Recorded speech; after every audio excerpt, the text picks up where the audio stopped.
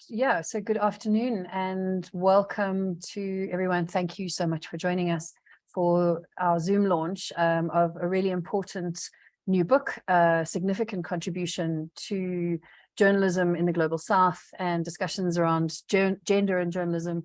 And the book is Women Journalists in South Africa. That's edited by Glenda Daniels and Kate Skinner.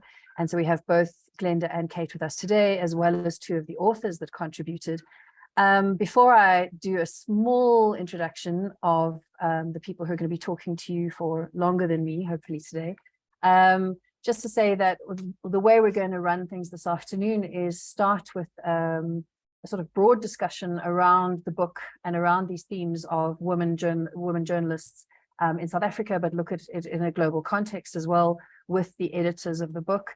And then we're going to start discussing some of the chapters with two of the authors who will be joining us.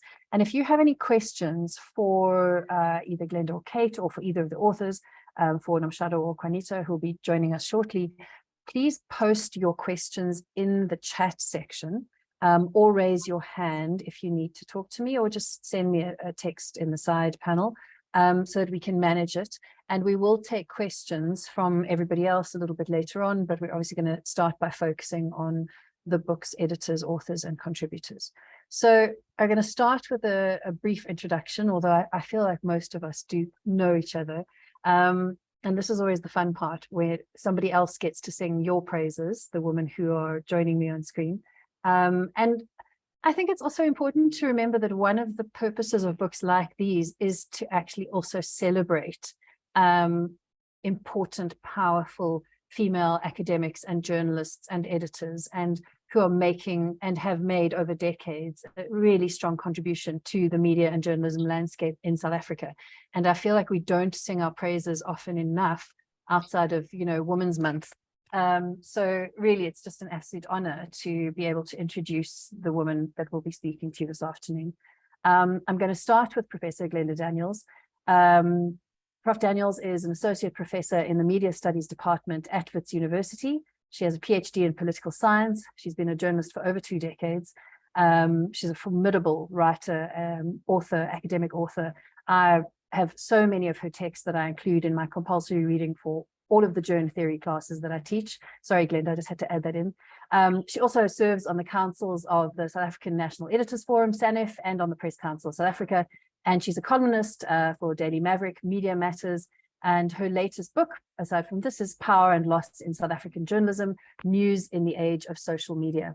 And joining Glenda is the book's other editor, Kate Skinner, who has been a media freedom activist, researcher, and policy analyst for the last 25 years. Kate has worked in unions, in NGOs, in government, and in the media industry. She was the coordinator of Support Public Broadcasting Coalition, SOS, for many years. And I should actually also, sorry, Kate, I should have done this first, Dr. Kate Skinner in 2017. And I'm doing this again because this is a whole, we don't actually acknowledge each other enough in this way. Kate completed her PhD at Wits in 2017 on public service broadcasting. And this is also a really important and exciting trajectory, I think, of journalism studies in South Africa. And Kate is the author of How COVID-19 Shocked the Media Industry, which was published in the 2020 State of the Newsroom. And in addition, Kate is I have to get this right. She's the executive director of the Association of Independent Publishers. Did I say that correctly, Kate?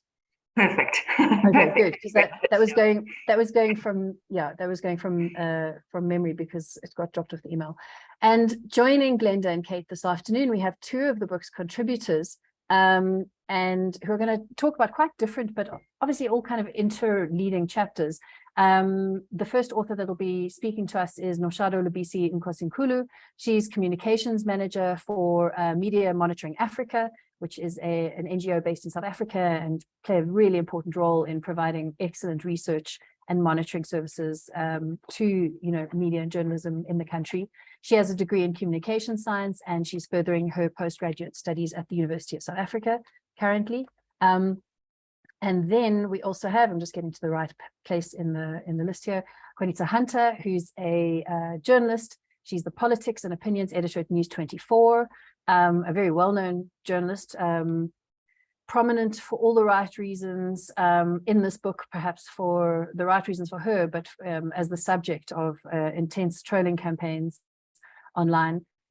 She is the winner of the Nat Nakasa 2019 Award for Bravery in Journalism, and she's the author and co-author of the books Balance of Power, Ramaphosa and the Future of South Africa, and 8 Days in July, Inside the Zuma Unrest That Set South Africa Alight.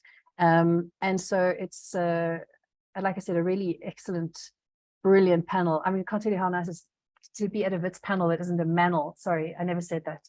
But anyway, we'll forget about that. It's a fabble. So, right, so I'm going to start with the book's editors, with Glenda, Kate, and I'm going to kind of, the two of you decide who wants to jump in first. I don't mind. Whichever. The Happy media to warrant start, at conference, and we were very with Julie Pussy. Oh, apparently, did I drop? Did I sort of drift off into the ether? So at the MEC conference, Julie Pozzetti was there, and they just literally launched their new publication, The Chilling, about the impact of intimidation, online harassment on women journalists. And it was a very powerful moment. She gave a very powerful discussion. And you referenced Julie's work in the introduction to this book, but you also point out the importance of situating these kinds of discussions and studies locally. So I wanted to ask the two of you, as a starting point, is, I suppose, where does South Africa fit into the global context of what women journalists are experiencing worldwide, online and in person, because not all of the harassment we experience, of course, is online, particularly as we return to more in-person work post lockdowns. You know, and how do you feel like kind of global trends in terms of treatment and harassment of women journalists is being experienced and copied almost in South Africa? I do feel like there is a direct connection. You know, there used to be a time where what happened in the UK took 2 or 3 days to make its way here. But what we see now is that there's almost an instantaneous transmission of sort of strategies and tactics against that. So if you could just start off by talking about the sort of that link between the global and local context of women journalists and the environments that they're operating in now. Sure. So, Nikama, thanks for sharing this. The Chilling, the international study on this issue, I headed the Africa section. In other words, I did countries in Africa.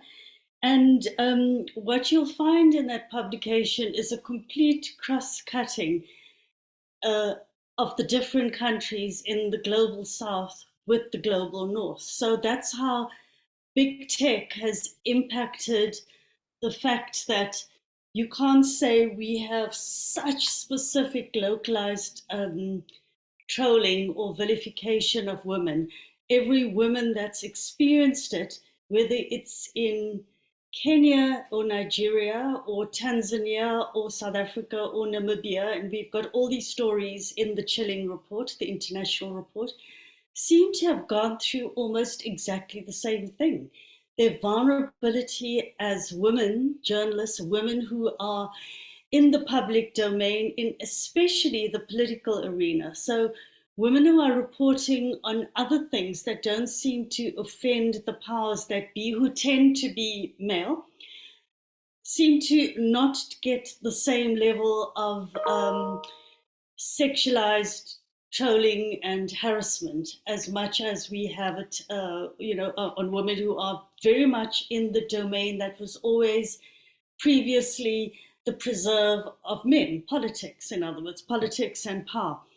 So that's what I found that was very instructive in being involved in that international study from the point of view of being the lead researcher in Africa. In terms of the book and why we did it, it crosses between advocacy, academia, and it's a work of love, therefore, because always women are the last paragraph or a chapter in a book, and by the way, gender. So we thought, why not make this the whole book about women journalists and what they're going through. And the other thing that I found that's very important is it's important from the point of view of spreading awareness For example, you go to the government and you say, what are you doing about this? This is what's happened to Juanita, or this is what's happened to Ferial. And the governments, and what are you doing about the trolling of the cyber misogyny that women are experiencing? And government says to you, well, I mean, I'm talking from experience now because I phoned the government and the different departments and the women's ministry and safety and security, etc. And they say, it's got nothing to do with us. You must report it to the police. Then women go to the police and police say, what are you talking about? Where are you hurt? What is this emotional violence? What is this trauma? They don't get it. So then what happens is, you must go to Twitter, and you try and contact Twitter and you'll be on the other end of the phone for 2 decades. It doesn't work. They're enjoying big media and big tech. They're enjoying the traction and the algorithms that come with the fights,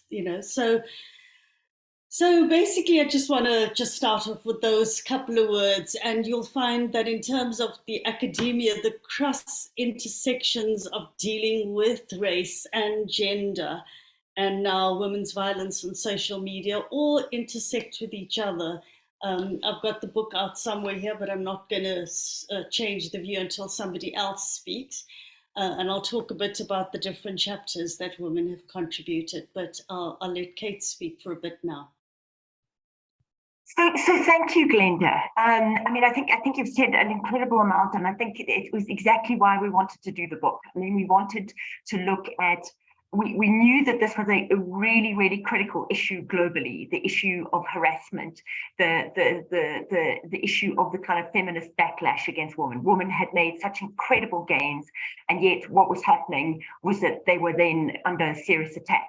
And I mean, I think it's really interesting that, we talked about the chilling, but also, I mean, the fact that Maria Ressa, won the prize, for, her unbelievable work that she's done in the Philippines. And it was just very interesting because last night I was listening again to her amazing speech that she made when she actually won the Nobel Peace Prize. And I mean, it's just incredible because what she talks about is just harassment, about extreme harassment that she experienced in terms of President Duterte, but also the extreme harassment that she experienced in terms of the platforms. And she talks about Mark Zuckerberg and what she experienced there. So I think, it really is this unbelievably important issue that we've got to look at. And so that was what we tried to do with our book, was to look at that as a central theme. But I think also what was quite exciting was to also look at a number of other issues that intersect with that. So issues around the gender pay gap, issues around, the lack of voices in the media, and which is unbelievable, and particularly on critical issues like climate change, all the political issues, elections. I mean, Nomshado and MMA have done some unbelievable work around that. And also, I mean, what was quite exciting for me personally was to do the work on the community media sector. Because I think if you're going to look at who are the people that are the most marginalized and that have the most difficult time of all, it's actually women publishers in the community media sector. And yet it is amazing in terms of their feistiness and their power. And I think this is also what we were trying to do with the book, is not to be just doom and gloom, but to say, there are some very, very serious problems. But also there's a flip side of it. There's the power and the exercising of that power too. And so there were some very interesting things around the harassment of women in the community media sector. And what they were saying, which I thought was interesting, it was depressing, but interesting and just so much more complex than I could ever imagine, was that they were very aware of what it meant to cover political issues in town, in small towns, where you live in the small town with the politicians right there, and how they had actually started to work around that and not necessarily cover all those political issues as directly political issues in order to stop being harassed. And it's something that I think we need to look at, because I think that they're very clever, because they know the ways that they need to operate in order not to be directly oppressed and harassed. But also then we need to, as civil society, as government, as local government, look at ways that we can create an environment which is a lot more enabling, because that's quite disastrous that you have people not being able to actually go out and do that hardcore investigative journalism. So yeah, let me leave it there. But yes, such an exciting project and such amazing people part of it too, you know, who all came to the table to do the work. Well, I mean, it's going to be such a great resource. I mean, not just for journalists, but for teaching. And I'm so keen on that because, again, it's so important that we develop resources that we can use that speak to our own context. You know, a lot of the time when I engage with academics in other parts of the world, some of them were journalists many years ago, but many of them haven't been in a newsroom for a while.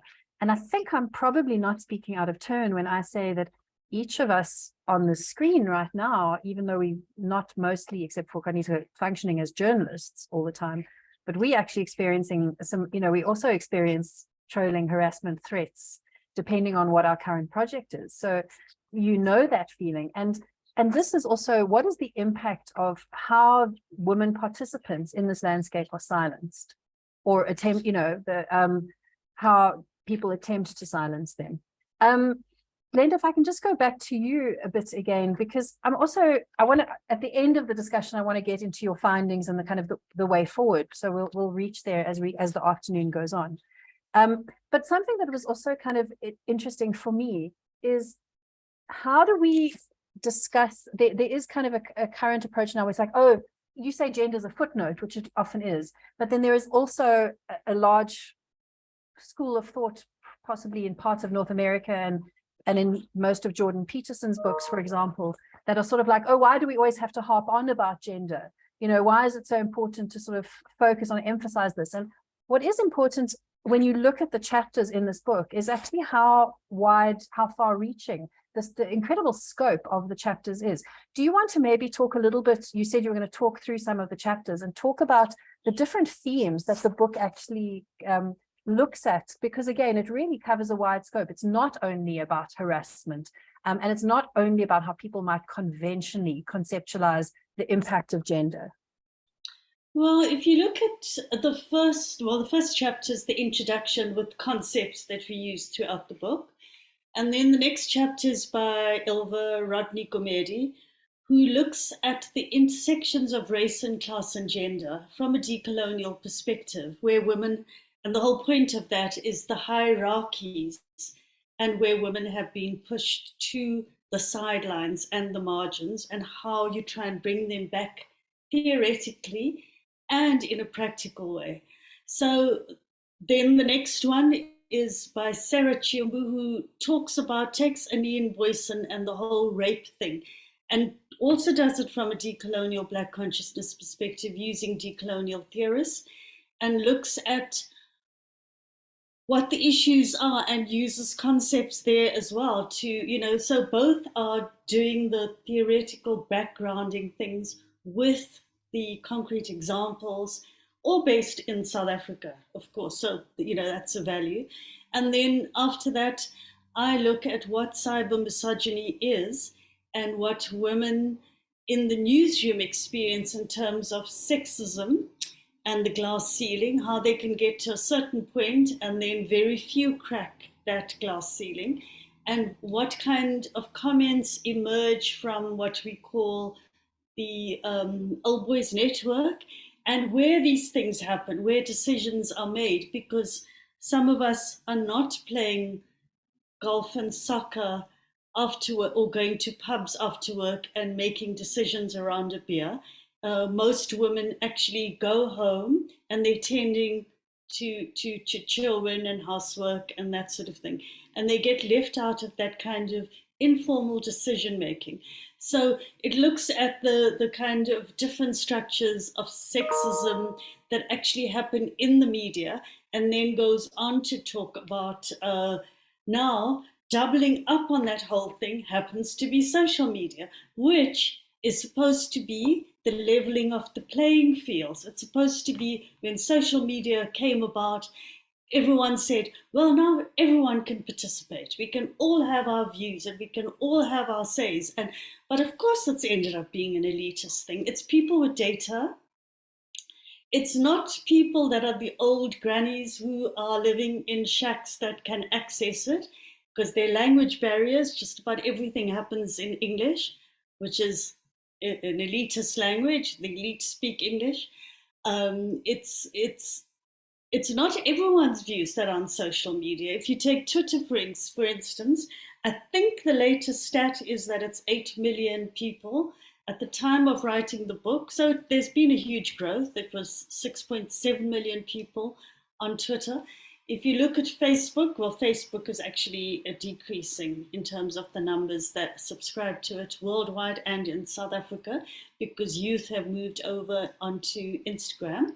But so you can't just say, oh, okay, it's just an elite, a number of people, and it's only 8 million out of 58 million people in South Africa.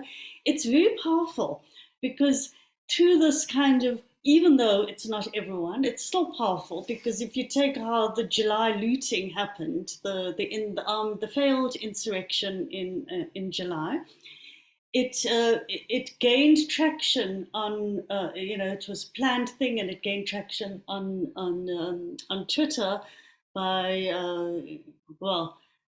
it's alleged, but it's also proven due to the daughter of Jacob Zuma, and just spreading like wildfire. So it is a very powerful medium, and it can influence a lot of people. And then so that's where the cyber misogyny comes into my chapter. And examples of what has happened.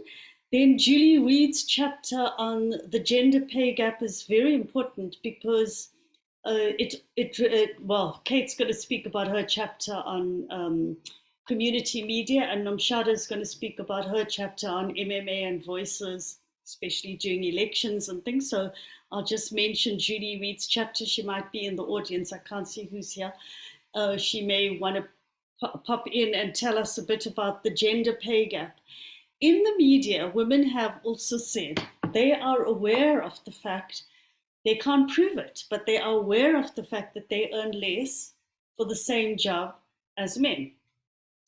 And this is not on. In universities, for instance, you have a professor level, an associate professor level, and senior lecturer and lecturer level. It's all transparent. You know exactly what everyone's earning for their particular rank. Then when we tried to get data from the media companies regarding the gender pay gap, they just clammed up. Why? Obviously why? Because they know that they're not paying the same amount of money to men and women. So, that's another area of domination. Power dominates, patriarchy dominates, a patriarchal view that men are more valued in terms of what they get paid. Never mind that most of them are lazier than women anyway, to make a sexist comment. But you know what I'm talking about. Okay, I'm sure there may even be men on the audience that I'm not aware of that they're there. But they would also know, if they're honest, that women actually do the hard work wherever you go. They slog away. So if there's any other specific question related to what I said, Nakama, you can ask me. But I think there are others who wrote chapters as well that would like to speak. Okay, we'll move. And I'm not taking any questions on what men do well. I'm just putting that out there. It's not happening. So like anyone who has an issue with that, yeah, exactly. It was like anyone who has like some dire need to go and assert that, you can find your own Zoom to do that in. I think actually, because I see Julie's joined us as well, so that'll actually give us a nice chance to talk about things. Kate, I'm going to come to you in a little bit to talk about sort of community media. And again, I just want to emphasize that one of the really important contributions for me for this book is the scope and the range of the authors, what the different themes that they represent, and how they cover different really important areas. So I want to start, Nomshado, with you and the research from MMA. And obviously, because there's so many important findings over the years, but even knowing inherently what your findings were, reading it in black and white, that sort of, we know women make up more than half of the country's population, but to see how absolutely poorly women are represented in media, and the impact that we know that this has when women make up 50% of the population, or more than 50%, but are often less than 20% even of the voices that are mentioned and referenced in news. And how this really skews our perception of who is an expert, who's credible, whose voices mean something in society. And, you know, what we see there is like the sort of a journalistic output, a kind of representation of, in Google, if you do a Google image search for engineer, and your default image is a white man in a lab coat. And, you know, as media, we should know better because we all work in media. We know women who work in media, and yet we play this weird role in perpetuating this underrepresentation of women voices. So Nomshado, do you want to briefly talk a little bit about your chapter, and obviously without, you know, revealing everything, although maybe you can, because the book's very expensive, so maybe actually you should just give the people a taste for free. Sorry, academic books are terribly expensive. But I'll hand over to you. Well, thank you so much. I'll try not to give too much away, but also to give enough. I think, you know, you mentioned something important, and that is equality has been, I think, a critical issue, which women in South Africa have been fighting for. And, you know, I think what we did in our chapter was to also highlight, you know, the transformation brought about by media freedom, but also look at the gaps that are still there when we're talking about gender and women voices within the media, knowing very well that obviously media influences perspectives on societal issues and, you know, frames news, you know, for the audience. And to know that, you know, MMA has been monitoring the media coverage since 1994. And every single year, we've been looking at different, you know, topics and issues that arise in society or in our country that year. Some obviously are from a local context, some continental, some global, like the pandemic. And even though we are very much aware, as you mentioned, that we do have women that are very capable to be able to speak on these issues, but you still have the same issue of a low representation of women in the press. And looking at it, and for me as a woman, to see, you know, percentages such as 21%, 22%, it's quite scary. And to also look at how gradually over the years, yes, there's been a slight improvement. But if we're talking about improvement of 2%, 1%, anything less than 10%, or even looking at an issue pressing for women such as gender-based violence, and to know that men are dominating that space, for me, it highlights, number one, the critical evaluation that we need to do from an introspective point of view, but also to look at where is it that we're going wrong and why is it that we're not increasing this percentage, knowing very well that, you know, our female journalists themselves as well understand, you know, the importance to fight for that voice to be heard, to echo it. And I think also interestingly enough, it also looks at it from a social media point of view, which I think Glenda highlighted quite well, to look at how our sphere has changed, obviously, over the decades. And now we're in this era whereby we've got this amazing, amazing platform for anyone to be able to voice their opinions, to exercise their rights of freedom of expression, to hold power to account. And the very same platform where, you know, us citizens and also female journalists get to, you know, echo their voices, the very same space whereby, unfortunately, we're still dealing with the same issues of, knowing very well that they are kind of like probing you to kind of self-censor yourself. And I think it's interesting looking at it and painting it from different issues such as elections, climate change, COVID, GBV, and looking at these thematic areas and looking at how is it that women, for one, are even using those platforms to amplify their own voices, and how do they deal with issues of, counteracting that, such as, you've got disinformation, you've got harassment coming in very, very different forms, and also that's becoming more sophisticated. I mean, we have issues whereby women have to deal with, photoshops, deep fakes, personal attacks, online and offline. And I think this chapter looks at, how is it that the female journalists and obviously journalists in general can come into that space and, number one, echo the voices that really need to be echoed, that fought for that space as well. And at the same time, I think it's also playing a huge role in assisting and holding hands in two forms, from a female journalist point of view and from the citizen woman who's sitting at their homes. And I think it also amplifies how we desperately need to begin addressing representation and start looking at, gender from a different perspective, because I think from an academic perspective, when we're talking about gender, journalism and gender, that is, intertwined in terms of institutionally, and as well in terms of, in terms of the digital sphere as well. So, not to take that much away from the chapter, but I think you'll get to see that, and you'll get to see how these numbers are honestly not that much different in terms of representation, all around in terms of topics, and as well as, looking at how different females have also played quite a huge role in trying to amplify those voices from different settings as well. Thank you. And I think it's such an important chapter, because so often when we raise issues about lack of representation, underrepresentation, people say women are gaslighted. As if, it's not really so bad. And in fact, we can do similar things in terms of race and employment in South Africa, race and educational attainment. When you actually go and show people figures that, I can't remember if it's 75% or 85% of management in South Africa is still white male, right? It's like, we're not making this up. The figures really, really back it up. So it's so useful to have that. I want to just quickly shift, because Julie has been able to come and join us, to ask if Julie wouldn't mind sort of maybe talking a little bit about her chapter at the moment, just to do a brief introduction as well. Because I didn't know Julie was going to be able to join us, which is amazing. But so Julie Reid, Prof. Julie Reid, is an associate professor in the Department of Communication Science at UNISA.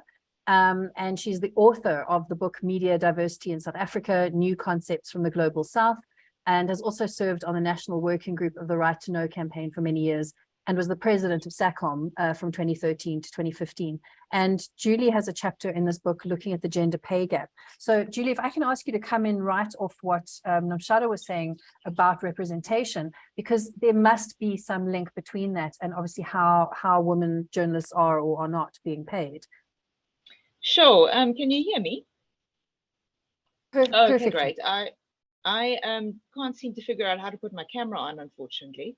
I don't know if I have the rights to do that because I wasn't included as a host in the meeting. But in any case, yeah, let me just thanks, Glenda, for doing the brief introduction to my chapter. So what I was trying to accomplish with this chapter was to look at the gender pay gap in the media sector in South Africa. And as Glenda mentioned, there have been attempts made before to try to get to the bottom of the extent of the gender pay gap in South Africa. And when researchers actually requested gender pay information from a number of different media houses, those media houses clammed up and didn't want to release any of that information. And obviously, there can be many discussions on their motivation for doing that. So one of the things that my chapter does argue is the hypocrisy of that, because the very business of investigative journalism is to expose and to do the digging, and to, whether you're digging into a story about politicians or big business or whatever, that's the job of journalism, to do that. It's that typical sort of normative watchdog role. And journalists are the first to cry foul whenever one of those organizations clam up and aren't transparent. And yet when we ask the media houses that these journalists to work for to be transparent, what do? They clam up. So there's a big hypocrisy there, which I don't think should be tolerated. So I explored this a little bit further, and I was able to get a few figures from three different broadcasters in South Africa. The figures that we do have available to us suggest that there is a remarkable gender pay gap in South Africa. I'm not going to go into all the facts and figures now because that'll be way too boring. But we have evidence to suggest that there is a significant gender pay gap in the South African media, and it varies from media organization to organization. But it's worrying that women are being paid significantly less than their male counterparts for doing the same job, and we know that. So what I then looked at is what can be done about this? Because I'm one of those academic researchers that I don't like to just, describe the situation as they are. I like to also try to propose solutions and what can be done about it. The problem in South Africa is that we've got very, very strong gender laws in this country. We have a legal framework that protects gender equality. But as with many other, spheres of society, what applies in law is not necessarily what applies in reality. So even though we've got this very well-intentioned legal framework, it doesn't impose enough regulations on media companies or on many sectors within the South African, industrial sector or any kind of market throughout the country to actually provide information on gender pay. Comparing that to other countries, South Africa is actually lagging behind because there's an increasingly number of other countries where employers actually do have to and are legally obliged to be 100% transparent about gender pay. Not only that, but I looked into the big tech industry where they aren't necessarily legally obliged to be transparent about gender pay, but because of a number of different scandals that have happened at, companies like Adobe and, Oracle and Google, those many companies in the big tech industry. And we like to demonize big tech, but they're actually doing better than traditional media on this one particular issue, because many companies in the big tech industry have started publishing their gender pay figures on an annual basis. And what have we seen as a result is that gender pay has started to equalize in those countries. So the sort of thesis of my chapter is that you're only really going to start closing that gender pay gap once you have gender pay transparency.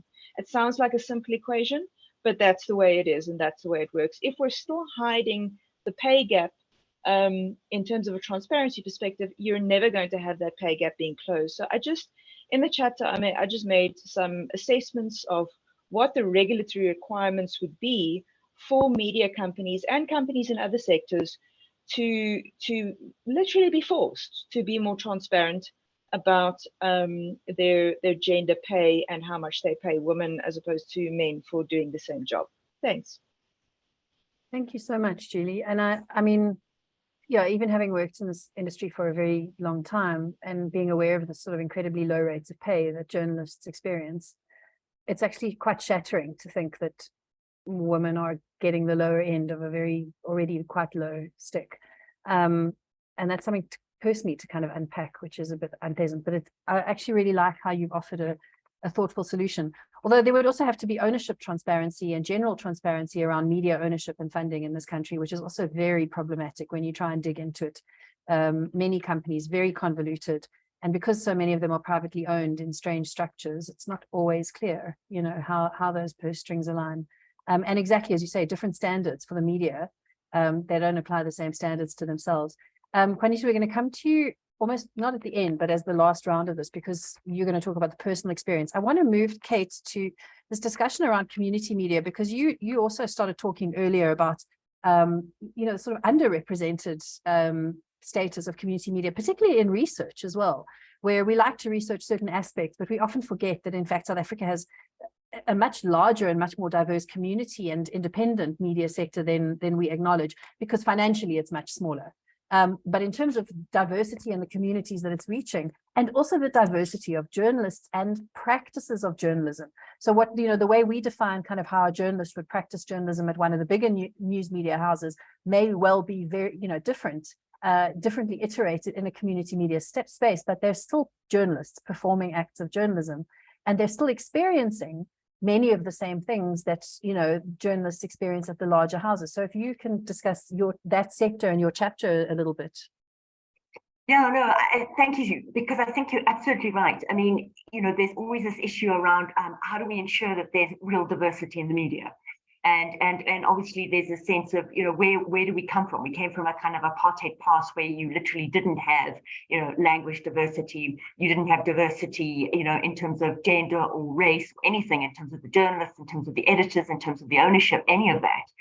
And I think what is really amazing about the community media sector is the fact that if you look at, so my particular sector is basically print and online. I mean, all the 11 official languages are basically covered.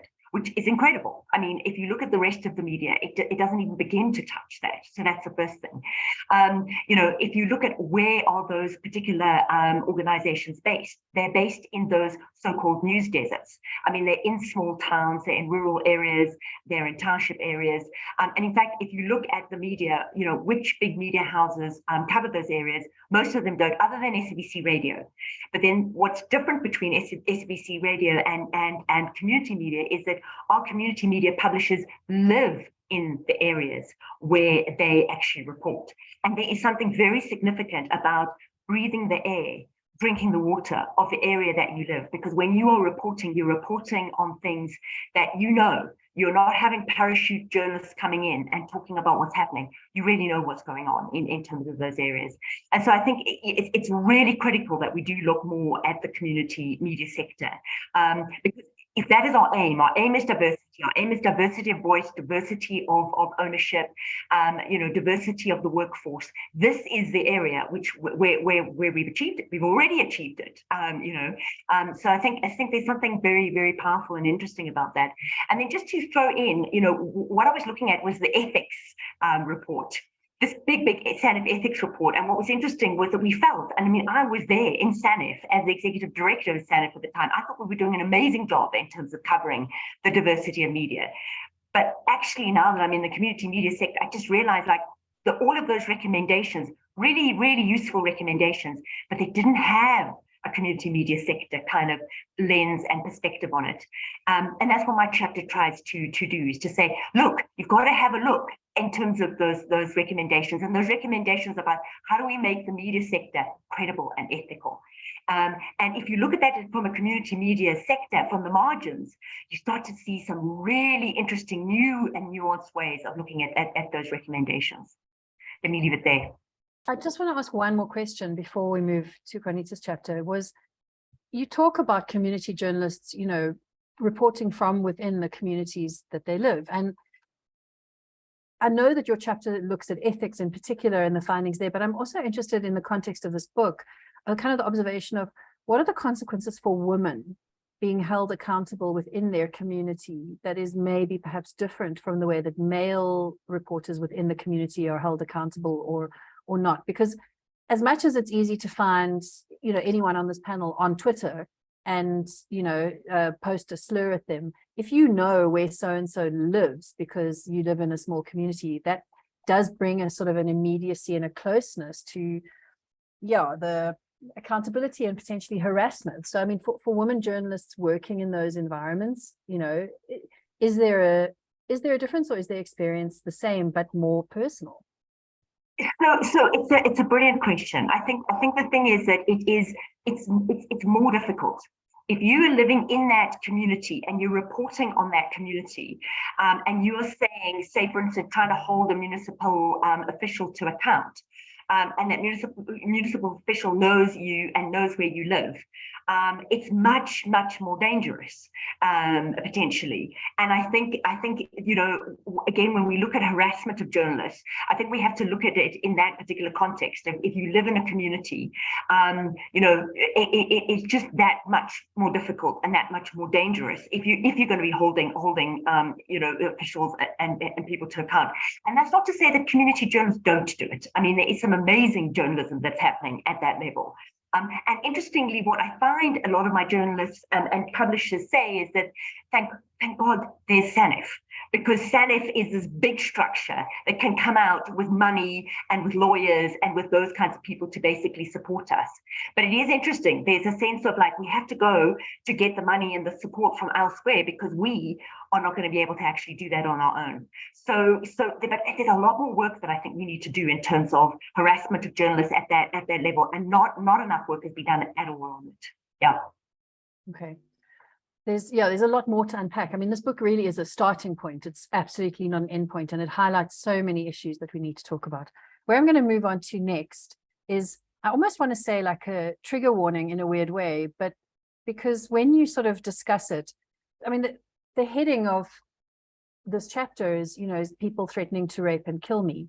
And when I sat with a group of students and some other journalists about a month ago, we were watching a Belgian documentary on also female journalists in Europe mostly, but who'd also been threatened.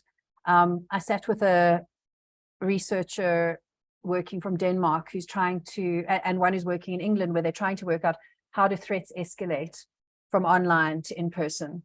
And some of us might see glimpses of it, and some of us might see the full hellmouth. And I think that experiencing that hellmouth on a regular basis is something that you wouldn't wish on anybody you cared about. And so Qaanitah's chapter is actually quite a personal reflection of what it's like to be targeted for so many different things and to just receive this onslaught. And I suppose I've actually got to really admire the bravery of being so open about how it impacts on you. Because the one thing that I observe listening to everyone talk is, and from my own experiences over the years, is how women journalists are expected to behave like men to succeed in the newsroom. By and large, we must wear the attributes of men. We mustn't be too emotional. We mustn't, we must be detached. We must be whatever are deemed masculine attributes.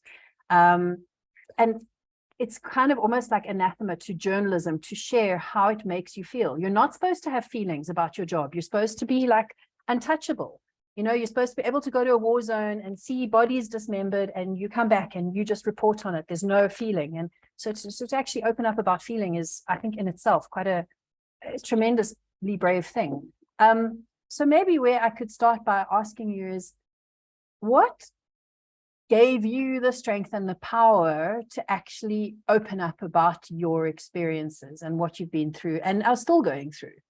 Yeah, I mean, Doc, the one thing for me on my journey was in 2018 when I went through the worst of the attacks, or the real, maybe not the worst per se, but the more concentrated harassment through social media. I asked 3 questions: why me? Secondly, what was happening? And third, what are the people around me doing about it? And you find that a lot of editors, my seniors at the time, did not know how to cope with this concept. We didn't know what it was. And so the easy response was stay off Twitter, don't feed the trolls, block people.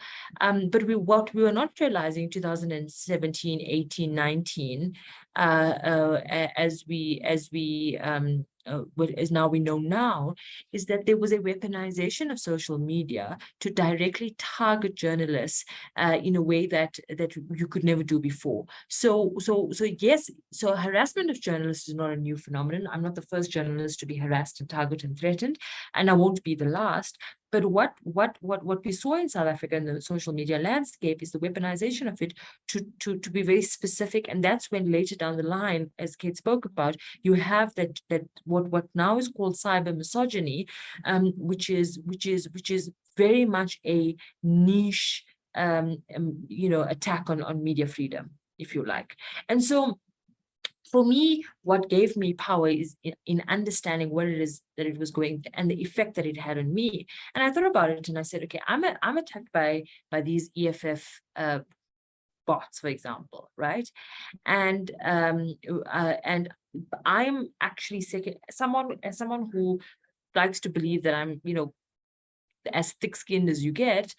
I try to not go to EFF events, right? And I thought, if this has had a chilling effect on me in this way, when I am supported, every time I've faced harassment, every time SANEF had come to my rescue, and I write this chapter in this book, and I speak about it publicly with the acknowledgement of privilege that I have, that community journalists don't have, right? I have the protection of big newsrooms. I've had the protection of mental health response. I've had the protection of just having platforms like this to share my experience. But when I started having this conversation, I realized there's 2 things. First, we're not understanding the beast that it is. It's not just people attacking random journalists on Twitter, which is why you have in 2022 what you see around my colleague Karen Morn facing who has become the representation of a fight with the judiciary on behalf of a former president, right? And she is just the target of that social media, and we did not know in 2018, 2019 how that can transition to real life, right? So that's the first part. The second thing is the impact on mental health. So when you realize that, okay, here's people that would ordinarily try to block media freedom, right? And in the past, they would do it by intimidating people, meeting people outside their gates. They don't have to do that anymore. They don't have to follow you. They don't have to threaten you with guns. They don't have to verbally, even speak to you, phone you on your phone. All they can do is just dox you. What they can do is send you anonymous rape threats on Twitter and do it in a way, in an automized way, that you just, there's a flurry of bots that's overwhelming, and there's nothing you can do. And again, thick skin, the bravado of journalism only takes you so far. And now you have a situation where it's truly a cyber misogyny is an attack on media freedom. And so we then now, it's not about woe unto me, feel sorry for me, doc, that, oh, I had people saying, I'm fat on Twitter. No, that's not it. This here is so strategically targeted, and the effects and the consequences is extremely chilling. And so by sharing my experience, as I learned over the years, was not fashionable in 2018. There was a male editor who called it millennial tears, and it's the antithesis of this bravado and this chest beating attitude that is perpetuated in the media. But for me, it's a sense that no, guys, what I am experiencing is a piece of a very, very, very, very sinister puzzle. So let me try to understand my piece in this, and to understand a bigger picture, which is why, through Wits Journal School, in my honors, researched the Bell Pottinger,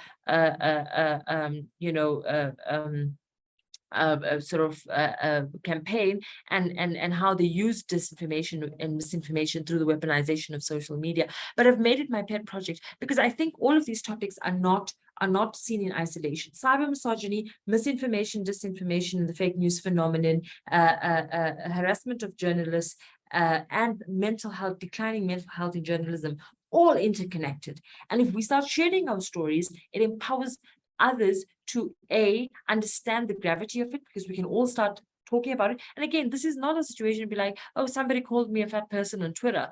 Yes, somebody called you a fat person on Twitter, but what we're seeing is a sustained attack every time there's an attempt to do anything meaningful. And again, it's very targeted. I worked in a group of a cohort of journalists that, we won awards for our journalism.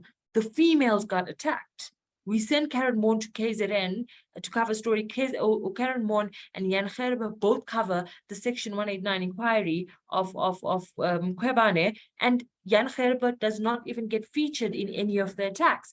That's how you realize how sinister is the thing we are dealing with, that is called cyber misogyny. Yeah, it actually, I do think that we need a much more closer look at the coordination and strategic outcome that's desired for these kinds of attacks. Because when I research them in terms of mis and disinformation, there's a lot of kind of repetition in terms of the structure of the bots, the patterns. I'm seeing new bots emerging now with Twitter under Elon. I'm getting weird follows. And you can see it's kind of systematically being set up, and it's being set up to achieve certain outcomes, and it's not always clear what those outcomes are. Like, what is the value in particularly targeting you and Karen, except for the fact that it becomes, high profile-ish, or maybe they just dislike you or whatever it is. But why aren't they targeting other journalists if the idea is just to silence the story? And the only realization that I can come to after years, I study violence, is I personally believe that there is also an additional pleasure that's derived from being able to threaten and silence and intimidate women in particular. So that in addition to achieving some sort of strategic outcome against the press, I think that there is a genuine visceral pleasure that many men and some women even derive from being able to sort of assert power, because it makes people feel powerful. And Doc, it's not incidental that they would hit someone like myself or Karen Moon or Ferial people who are inevitably at the top of the industry, because that is that's what you'd want to do to send that chilling effect. So that's why, you know, you'd have a young journalist, you know, a colleague of mine in a class at Wits saying, I don't know why you do what you do. If I had to be subjected to that, I wouldn't ever continue. And I said, that's exactly what they want. They're not worried about me, because they'll know maybe, you know, I'll limp along, and yes, I'll have, you know, a mental breakdown here and there, but I'll, you know, continue in some ways. The same with Karen, the same with whoever else that, you know, the high profile names. But the thing is, it's about attacking people at the top of the industry to send that chilling effect all the way down. So I want to pick up on the one thread there, which is about mental wellness, because I think this also extends across a lot of the chapters in terms of what is this. And I'm just going to say to everyone in the audience, we're going to go on for about another 10 minutes or so because we started late. But if you do have questions that you'd like to ask the panel, please post them now, either in the chat or in the Q&A, and myself and Pilaty will handle it, and we'll get your questions through. And also to the panelists, if you have any questions that you want to ask each other, now is your opportunity. And I get to start because that's the nice advantage of running the panel. But you mentioned mental health, and in your chapter, you also mention journalists, for example, often, you know, in the past, but still in the present, turning to alcoholism. So, I mean, when I was a young journalist, you know, we all used to drink and smoke, and that was exactly like, and I was thinking about what Glenda was saying, it was like, that's where you made the connections. You know, that's where you made story. That's where you pitched yourself. That's how, even as a young journalist, you could sort of impress an older editor or something with your savvy and with your good ideas, was often in the smoke break, you know, and it was in those informal spaces. And the people don't, you know, except for vaping and whatever, but I'm saying that smoking room, that smoking balcony has semi-disappeared from the journalist lexicon. But there is still, I think, quite a heavy rate of alcohol, possibly drug use, that sort of stuff, because journalists are exposed to shit things. You know, journalists are, and this is written about, journalists are first responders in many cases, you know, and we are exposed to things that are often quite traumatic. But our mental health is not considered. And sometimes, you know, people, so either the people might say, oh, well, how bad can it be? Oh, you were told you were fat on Twitter, you know, grow up, you know, get a grip, it's not that bad. But I mean, it's not actually only that, and it's not only being threatened with sexual assault or rape or being threatened with death, for example, but something that was raised by Ilana Newman, who's a professor at the Dart Center for Trauma. She raised something about how even financial security is part of mental wellness, and feeling financially insecure adds to the mental, like, you know, your inability to be mentally resilient as a journalist. So I think what I wanted to maybe was to follow on from that, is to let's focus on this issue of kind of wellness, and from there maybe we can lead into, you know, conclusions, findings, what else should we be doing in the future. But I'm really interested in terms of how do we make sure that women journalists are supported in terms of not just their physical safety, but also in terms of their emotional, mental wellness and well-being. Anyone in those bodies?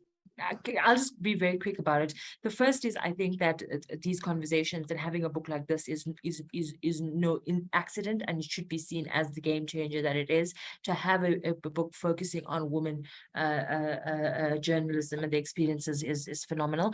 The second thing is academic research, and to focus for us to use our experience to unpack, to understand what the beast is, which is cyber misogyny and all the other related consequences on mental health. That's the second thing. The third thing is the awareness issue, and I think that in South Africa we've done a good job compared to our peers in the continent, albeit not as advanced as it should be. And the thing is accessibility to mental health resources. I think when you have the conversation, you can then start talking about the help that's necessary, and that's the second thing. So understanding the problem through studying, talking about it, research. Secondly, you know,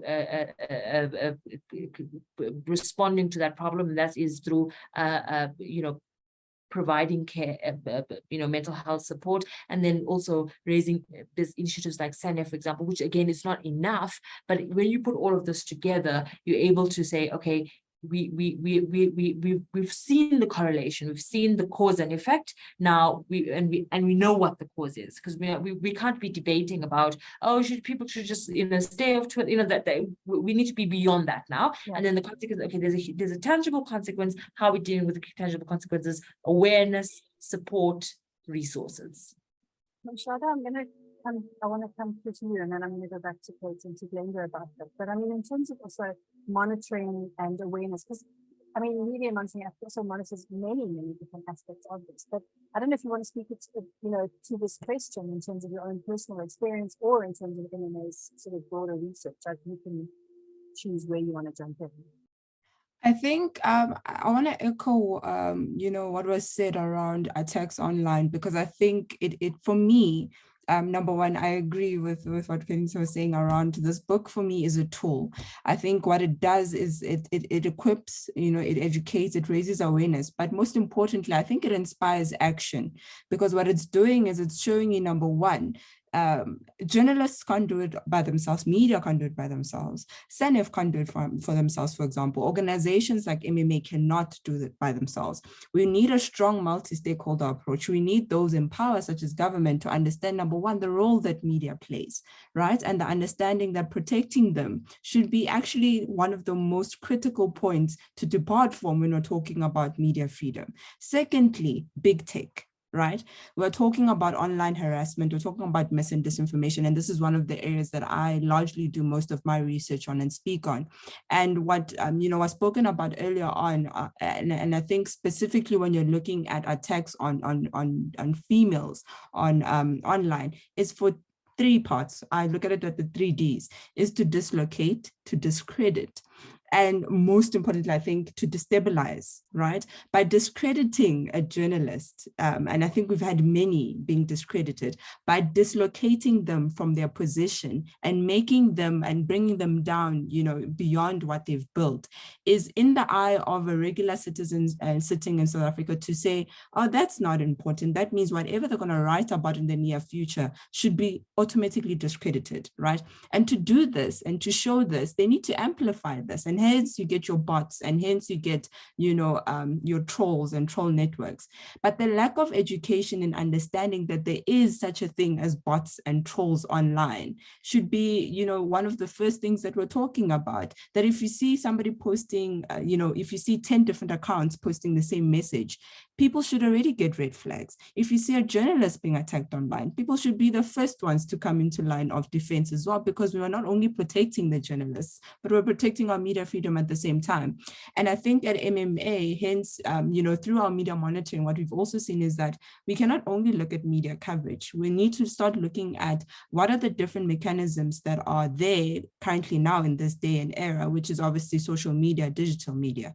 How is this coming into play in allowing journalists to fulfill their roles? But at the same time, how is it coming into play in it being a barrier for them to actually fulfill their jobs?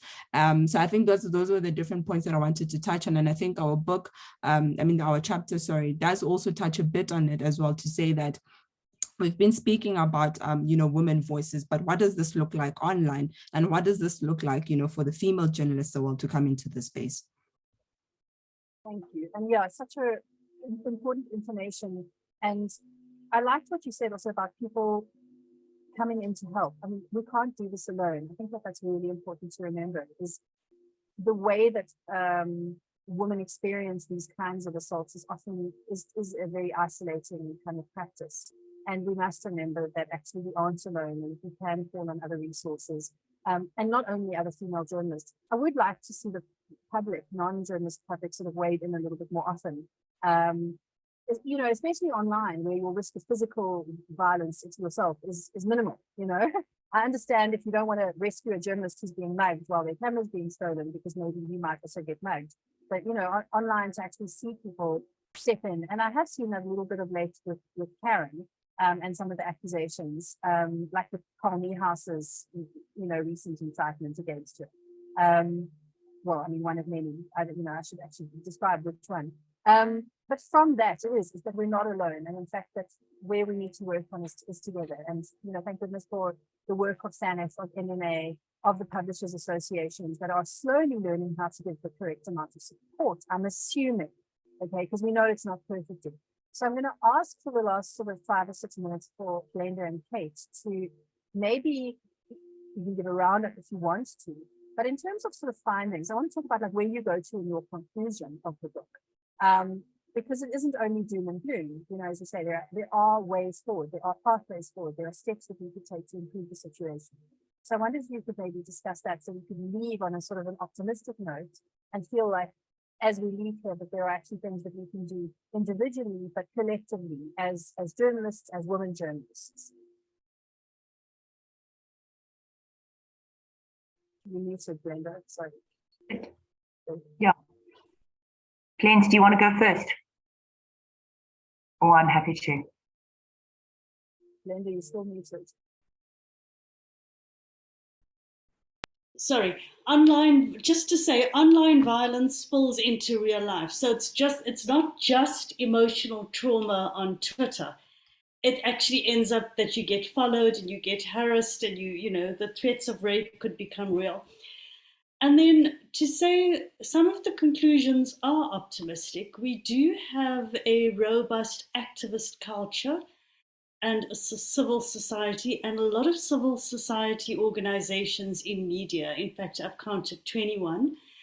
And so we must support campaigns, and we must have media people, media contact people in newsrooms that can actually catch the trolls and actually support journalists who are suffering misogyny, cyber misogyny and trolling. And Qaanitah will verify this. 1 or 2 newsrooms do have this. 1 or 2 newsrooms do have a situation where you can go and report to a certain person and they would help you.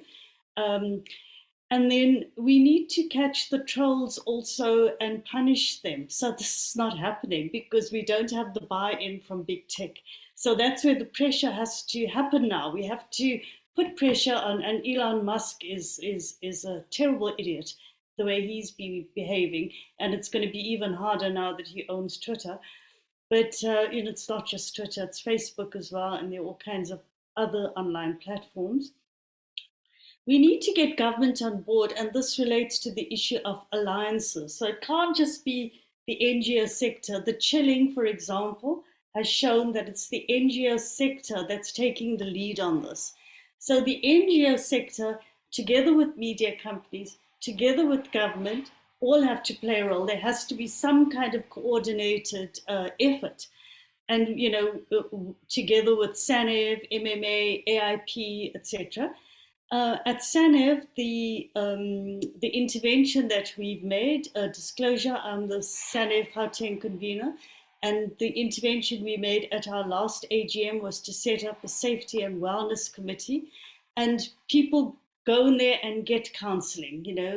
We have Katie Catapodis who runs that new committee, and she organizes counseling with the South African Depression and Anxiety Group, amongst others, to help. And then we have to fight it, and we can't censor, we can't self-censor, and we can't judge women for pulling out of the spaces because of what they're going through. If Feria Haffajee has to decide enough is enough because of what she's gone through with the trolls and the bots that were manufactured by the Guptas in India, one can't judge her for that. One can't then say, as a journalist, you've got to do this. As a woman, as a feminist, you've got to do this. One's got to have a lot more understanding about what's going on out there. And then we've got to use our media spaces. For example, I've got a column in Daily Maverick. I go on and on about the same things, and I'm going to carry on going on and on about the same things, no matter what people say. So international alliances, finally, my 10th point, are very, very important because, you mentioned, Nakama, the Dart Center. And then there's UNESCO and Julie Possetti's work.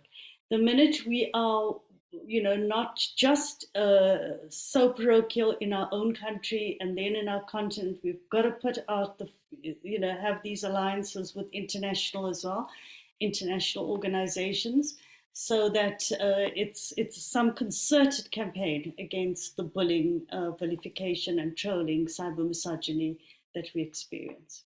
Thank you. Thanks, Glenda. Kate, do you want to have the last word? So I think that Glenda has really, summarized a lot of the findings. And I just to say that, each and every chapter, what we tried to do was to distill from them okay, so what can we do to fix things? So that was the kind of purpose. And so we have actually got a huge number of kind of findings and kind of way forward. And so it's all the things that Glenda said, plus a whole lot more in terms of issues around transparency, around pay gaps, issues around that ethics commission, etc. So I think that if we're going to be public intellectuals, that's exactly what we need to do. We need to take the academe, we need to take the activism, the journalism, and then come up with, you know, what is the problem and what do we need to do about it? Let me leave it there. Thanks. Actually, maybe we can have the book have the last word. Linda, you said we were going to show the book at some point. Do you have the book to show? So the book's on its way. It's being posted from London, and we're trying to get the chapter. Can we ask Cyril to bring us a copy, maybe in his hand language or something? Shouldn't we just send him a little text message? And then Kate will tell you about a book launch we're having on the 26th of August at Love Books. In the meanwhile, you can order it online if you want to. It's going to be, what's the South African price, Kate? There is a South African price.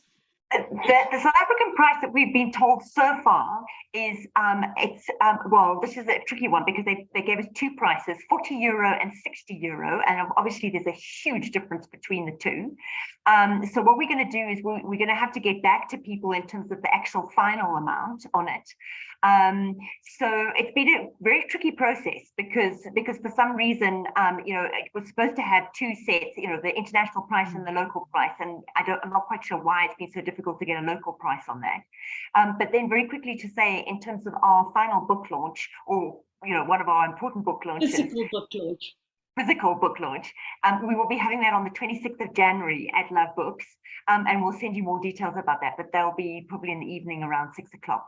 And we will hopefully have some physical books there, which we will be able to sell, just a few of them. Brilliant. I just thought, in case there are any students and stuff listening, is also if anybody wants individual chapters from authors, you know, it's very commonplace within kind of academic practice to just email the author and say, could I read that chapter? And that's very permissible in terms of academic practice. So if you can't afford the €40, but you need to read somebody's article or chapter, and they are essential. This is going to be essential reading for journalism practice in South Africa and in the global South, you know, for the next decade. It's really a significant contribution. So thank you. We'll stop there. And I know that people, Pilates posted the links in the side to the book as well. And thank you to everyone for joining us. And thank you very much to, not really just the panelists, but to the authors. Thank you for the work that you do, that you continue to do. Thank you for broadening this space for all of us so that we can actually have the words and the power to keep on enjoying the work that we do and that we want to do. It's much appreciated. Thank you for chairing, Nakama. That was great. Thanks very much to everyone. Right, we will end there. Have a good afternoon, everyone. Bye. Thank you, everybody. Take care. Bye-bye. Bye.